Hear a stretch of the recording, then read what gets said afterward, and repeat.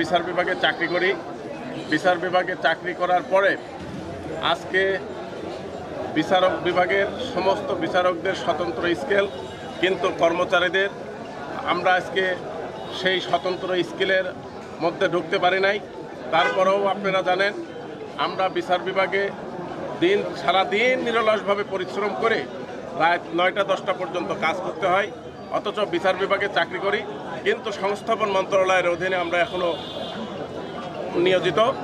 আমরা দাবি করি অবিলম্বে এই বিচার বিভাগের সহায়ক কর্মচারী হিসাবে আমাদের অন্তর্ভুক্ত করা হোক। আর আজকে বিচার বিভাগের যে স্বতন্ত্র স্কেল হয়েছে সেই স্কেলের আলোকেও আমাদেরও স্বতন্ত্র স্কেলে উন্নীতকরণ করতে হবে।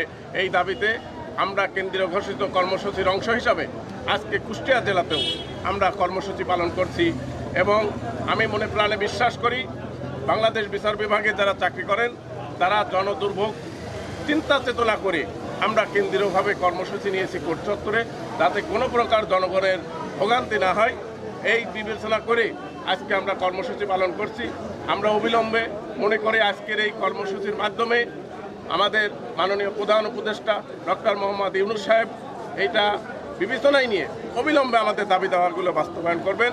তা না হলে কেন্দ্রীয় কমিটির আমরা জাতীয় নির্বাহী কমিটি আবার বসে আমরা এই কর্মসূচি থেকে বৃহত্তর কর্মসূচিতে আমরা ইনশাল্লাহ চলে যাব বলে মনে করি। আর প্রশ্ন আছে?